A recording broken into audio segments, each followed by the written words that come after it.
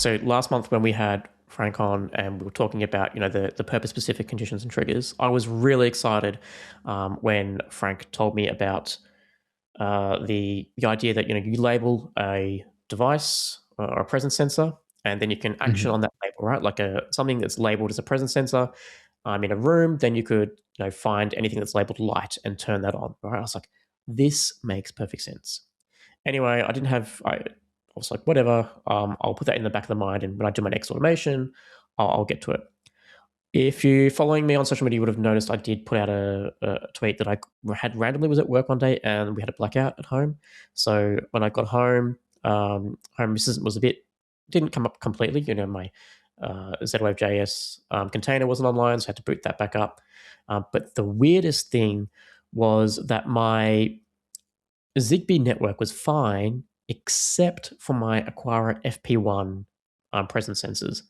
Now, these are Zigbee-based MM-Wave sensors, probably, what kickstarted this whole MM-Wave thing, right? And I got these from China.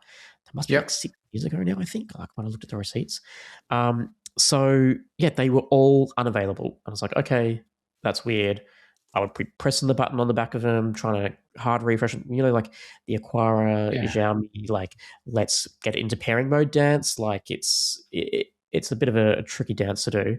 I could not for the life of me get any of these 6 devices to come back online. So I was like, well, I guess I'm just going to have to bite the bullet. Luckily, Apollo Automation had sent me some of their presence sensors to test out, and I've also got those Link and Link motion devices as well that I've been testing out. So I thought, well, I will just have to move those around, and I don't want to go through the usual process of let's create entity IDs, let's move entity IDs over. I was like, you know what? I'm going to activate this beta lab feature and go ahead and do it. Unfortunately, it's still very much a labs feature, and the dream Frank sold me on is not anywhere near there. I don't even think there's the ability to do like a if motion is detected in a room, turn on this light sort of thing, or that doesn't exist yet. It might exist as a 2026 one. I really wanted to trigger on a device with a specific label. So I'm like, how do I do this? So I actually ended up creating a template. And I actually had a bit of success. So I changed the rooms of the devices that I needed to move around. So, for example, I had a device in the laundry. I was like, I'll just repurpose that device from the laundry. I'll tag it as a presence sensor, and then I will assign it to the laundry room. I then created a template that goes through, and for the room, it will then loop over each devices and its tags, find all the ones, filter out any don't have the tag presence, and then check their binary sensor status. If the binary sensor is of the occupancy type, I believe it is. From there, if any of those are marked as true, that binary sensor, that template binary sensor goes to true, and then presence is detected in the room. And then I can trigger on that entity as opposed to a single device's entity, if that makes sense. So now I could have 2 motion sensors as long as I've tagged them both as presence and both label in that area. It doesn't matter what entity ID they have. It doesn't matter anything else. As long as the label and the room match and they've got a device type of occupancy, that underlying template sensor will be marked true or false when that entity changes. So now I can move devices around and not have to worry about, okay, that presence sensor in the bathroom is now in the laundry. I have to go and update entity IDs. No, I don't have to do that anymore. So I had big success with that. I think I had to use an automation somewhere along the line to manually trigger an update of the template entity, like to do like a Home Assistant update sensor call, because it is an underlying template. It doesn't always catch the event triggers. So still finessing that a little bit. So yeah, that was my little win there. So overall, what are your thoughts on the new method? Obviously, it's a little different. You kind of had to do a roundabout way. Yeah. I think, like, look, honestly, it depends how often you're moving, physical devices around. The good thing I like about this is, being a developer is like, don't repeat yourself, right? Yeah. And this enables that 100%, right? Like now I don't have to worry about, like if I've got a long room, right, like a hallway, if I add a motion sensor at the other end of the hallway, I don't Yeah. have to update 3 different automations to Right. add the new entity ID. I just label it in the UI and it's done. So it sort of gives me that flexibility, right? Or if the device runs out of batteries, or there's like it just doesn't work anymore, like these FP1 stopped working, I can switch it out for another device. Sure.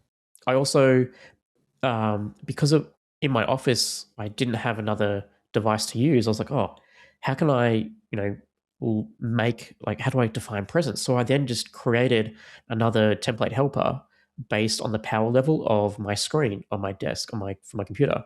So when Oh, I'm at my desk, interesting.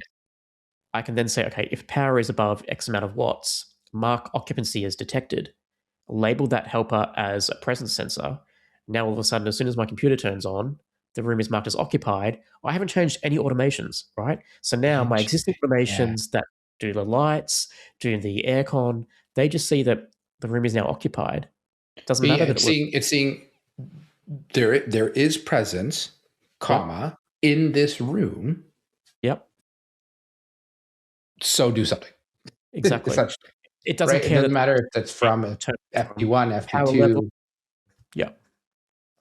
right? Or yeah, who, where, what brand? It could be the Apollo sensor you were talking about earlier. It could be a power monitor. Yeah. So that was Oh, my frustration with Aqara. And then I went away for Christmas, got back, and would you believe we must have had another blackout while I was away, and all of those FP1 sensors are somehow working again.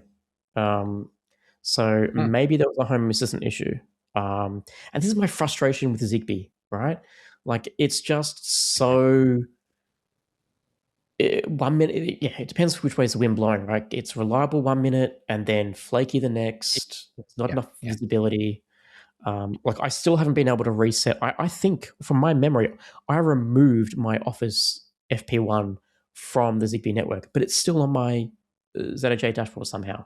Because when I got home and I walked into the office, the Oh, lights turned on. I was like, hang on, I haven't turned my computer on. Why are the lights turning on?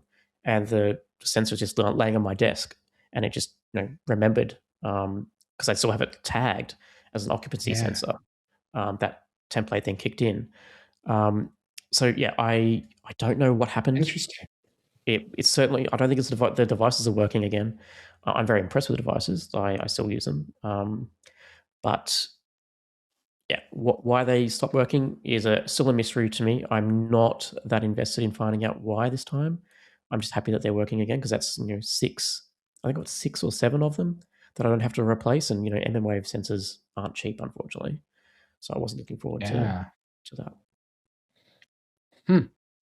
But there you go. That's my rant. There is a win. I will, if people are interested, I will upload the template code somewhere, to a gist or something, and you can poke fun at it or improve it. I'll try and get that out next couple of weeks. That's perfect.